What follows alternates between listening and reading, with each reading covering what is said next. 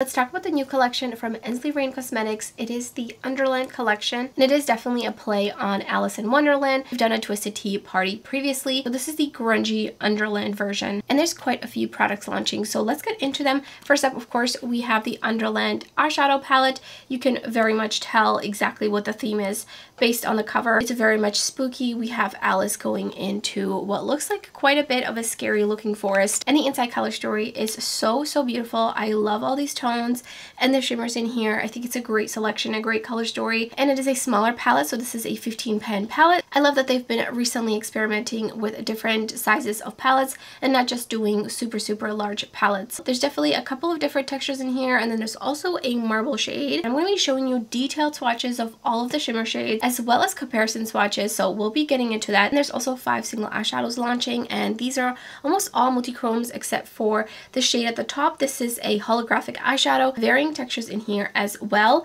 Then there are 2 highlighters, and these all have the same artwork from the palette. There's the Dreamless highlighter and Moonlight Madness, and I will be showing you both of these on the cheek, of course. They're very silky smooth. I'm wearing the Dreamless shade. There's also a blush bronzer duo, which is a first for them, and I'm iffy on this. I will actually not be swatching or using this, as if this was creams I would. However, they are powder, and personally I'm just not mixing powders and trying to get them to work. Their intention is you can mix these two, so you can lighten the blush bronzer up or deepen it up, but I don't really see how these 2 tones will really give you the breadth of tones that you need. I think this would have been better off as having either the 2 highlighters in here or as a blush duo, and maybe having some other blush duos along with this one. Then there's 3 lip products. There's the Lip Velvet, which I'm wearing right now. Really love the shade. It's really comfortable on the lips. It has a little bit of like a fruity scent to it. Then there's the Plumping Lip Oil, which is a sheer black lip oil with a bunch of sparkles throughout it. And then also the Lip Lacquer, which is like a very thick opaque gloss. I think they go really great with the collection, and I'm excited to see another lip oil that is black with sparkles in it. I feel like that's really trending right now, and I'm so here for it. And I was sent all the products in PR from Ensley Reign, so thank you so much for sending them over to me so I could try these out before the launch. And I do have an affiliate code with the brand, which I will put up on the screen in case you're interested in anything from this launch or anything else on the Ensley Reign website.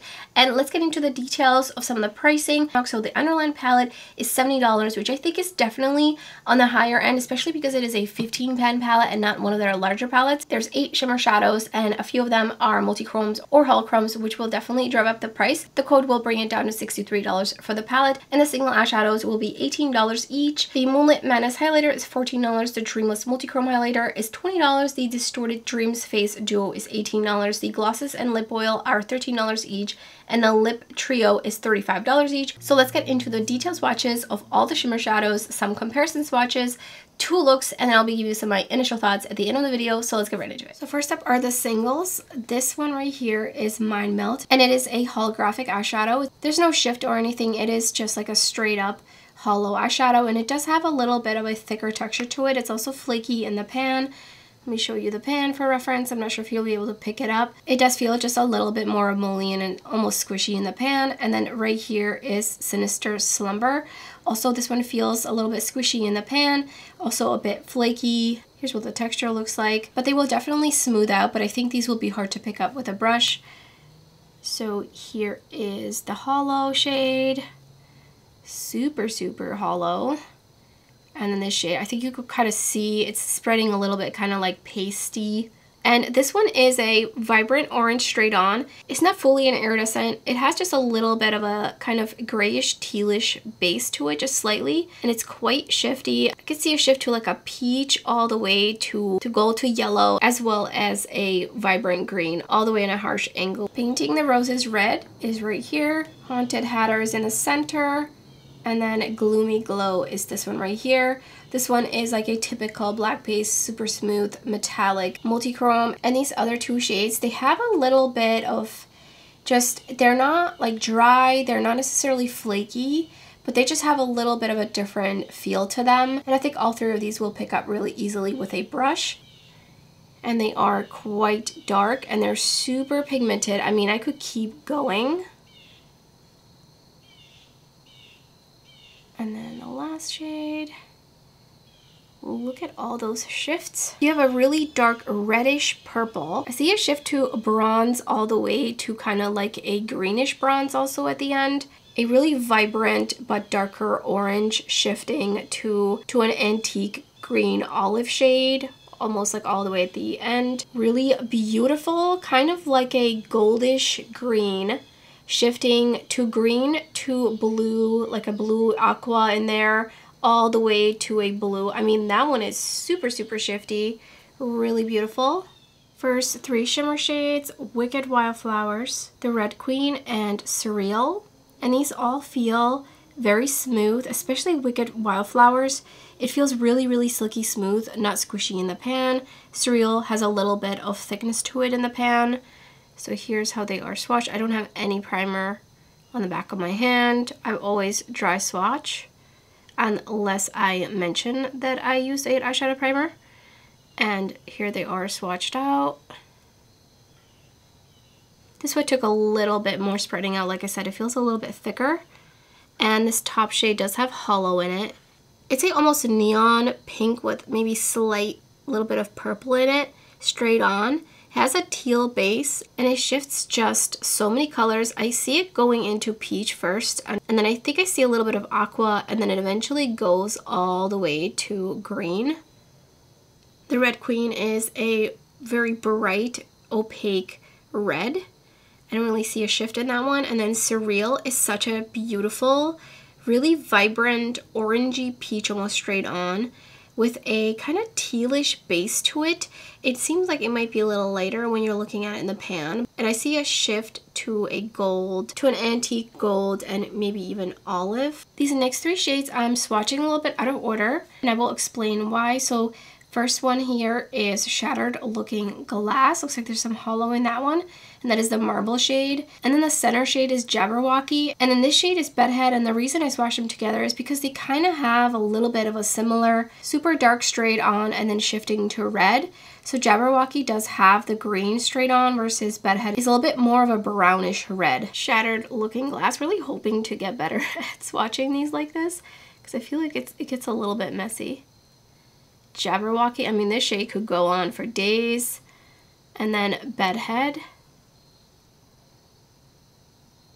Shattered Looking Glass basically turns into a super cool toned, almost periwinkle blue silver with a bunch of flecks throughout it, and that hollow, which the hollow doesn't seem to be like extremely in your face. Jabberwocky is a green straight on shifting to red to orange. And then Bedhead has a little bit more of a brownish red straight on shifting to red to orange to a gold, almost maybe slightly green. And then the last 2 shades in the palette are Shadowland, which has a little bit less of a smoother texture, and it's basically like a charcoal black with blue silver flecks throughout it. Very shiny and sparkly, but not necessarily metallic. And then Chaos is more of like a nice metallic, very smooth. This one feels similar to Surreal, a little bit of a thick feeling in the pan. So Shadowland, all the sparkle, very, very opaque. And Chaos. This one has just a little bit of a shift, maybe like the tiniest bit. But when I did the comparison swatch with some other multichromes that are very similar, it actually didn't have really any shift compared to those. So I'm not sure if that's technically a multichrome or not, but nevertheless, it is super, super metallic and very opaque. So beautiful. You can see the sparkle in Shadowland versus the smooth shine all the way across from Chaos.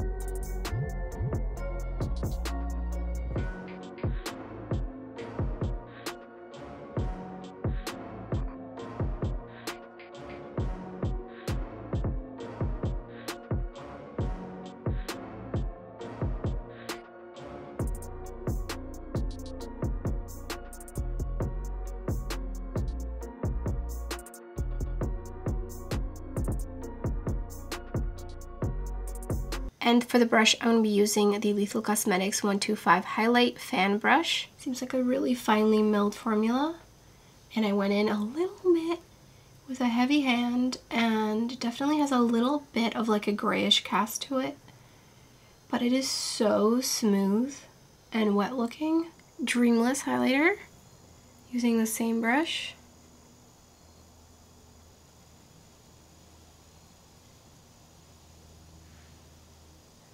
Super smooth looking. I was just looking at Surreal, and it really reminds me of a shade from one of the Adept palettes. We're just going to do a little swatch. It's called LAL from the Sumerian Sunset.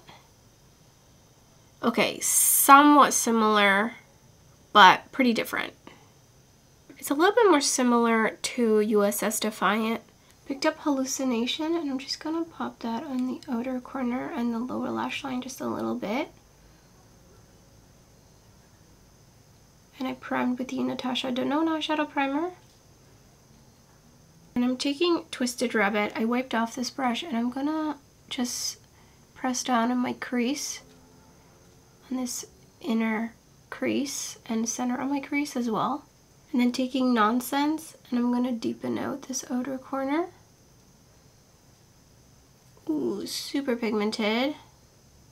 And it's like immediately blending in with the green, which is amazing.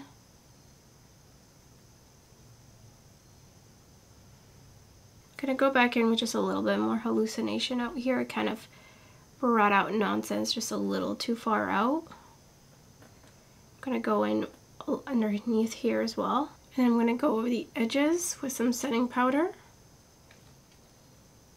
Picked up the Red Queen, and I'm missing my brush with just some water, and I'm just gonna put that on an angle. Basically from slightly my inner corner to the center of my lid, and then blending it out into the outer corner. Look how shiny. And then I'm gonna just use the same brush, but I'm gonna be picking up the pigment, kind of the tip of it kind of on an angle. And I'm gonna mist my brush again, and it's gonna go as this swoop in here.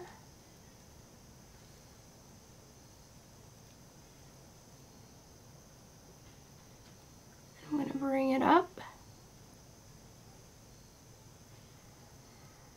And I actually think the Moonlit Madness highlighter would make a great inner corner highlight for this look. And here's the first finished look.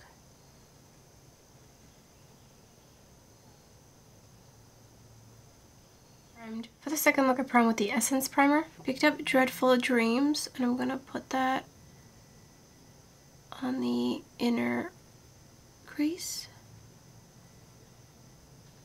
Taking Cheshire's Curse, and I'm gonna create a wing shape, like a thicker, blended out V shape out here. And then just feather out the edges. I wiped off the brush. Just blending onto this outer corner. Picking up a Rabbit Hole, and I'm going to pop that right on this outer corner. And we're going to add just a little bit of depth in here. A little bit underneath my lower lash line as well. Just a little bit. And then for the shimmer, I really want to use Shattered Looking Glass. But I wonder if I want to add like a little bit of something else too, especially on this outer corner. I think I'm going to use Shadowland just a little bit.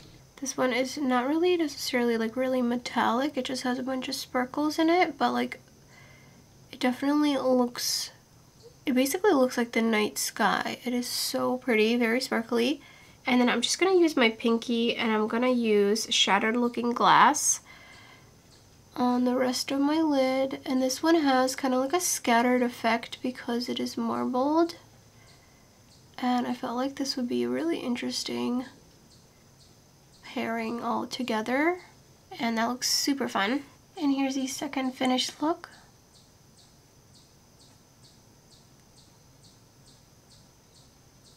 For formula. Really like the formula of the highlighters. They're not sparkly, they're very, very smooth, and they really melt into the skin. Really enjoy them. Obviously, they are multi-chrome highlighters, so you will want to have a potentially green shifting cheek. The lip velvet feels really, really nice and comfortable. I feel like it's actually a little bit on the sheer side. I felt like I had to kind of go back and build it up, and even then it didn't like really fully build up to this, which I don't mind actually. I'd be interested in some more shades in this formula because so far it is really, really nice and comfortable. It doesn't feel drying. It does retain a little bit of a shine to it, which I do like, that it's not fully matte. So let's talk about the single eyeshadows. I am wearing Sinister Slumber basically all over the lid from the inner corner going up past my crease, and this shade is definitely more squishy, more emollient. So wear time wise, I will not be getting my 8 to 12 hours from this for sure. I do have hooded oily lids, and these kinds of formulas tend to be an issue for me. The holographic shade also has a little bit of like emolliency to it, so I'm really curious to try that one out, and both of these are a little bit on the texture side, but as you can see it completely smooths out, especially because it does have a little bit more of that emollient texture. And then these two shades might be just ever so slightly emollient, but not in a way that this shade is, if that makes any sense. They just feel a little bit different when you swatch them. I really miss the textures of single eyeshadows they've launched with. I believe it was either Lands of Enchantment or the Cold Moon palette, and they had a very specific, beautiful texture and formula to them.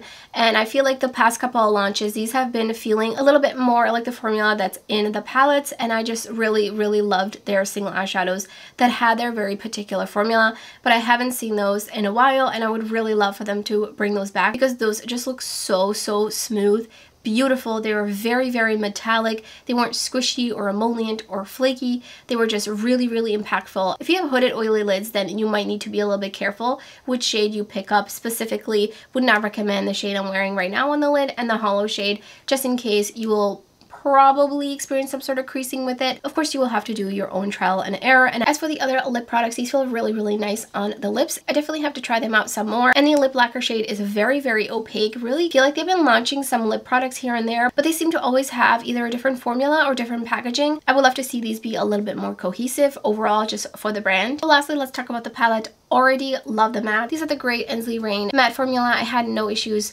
layering, building up, blending together or anything like that. I really like all the shimmers that are in here. It's quite a variety of different looks that you can create, and some of them are mid-tone and some of them are darker. And of course you have your different textures, which I went over in the detailed swatches. There's only one shade, Wicked Wildflowers, that feels just slightly like when you really press down, it moves a little bit, but it doesn't feel wet or sticky or emollient. It's just like the pigment feels really smooth, and it kind of pushes down a little bit because of the type of pigment it is, and it's a little bit on the flaky side, but it does completely smooth out. But none of the shades are squishy. Some of them are just maybe a little bit like thicker to the touch. Most of the shimmers will pick up really great with a brush, with the exception of the two flakier shades. This color story really inspires me, and I just want to create some more looks with it. For this look, I used Nonsense and Dreadful Dreams to blend it out on the edges to create this smoky wing, and then I'm wearing Sinister Slumber as a single eyeshadow just all over the lid. Very much a grungy fall color story, as well as perfect for October that's coming up. So I think this will be great that it's launching right in the beginning of October, so you can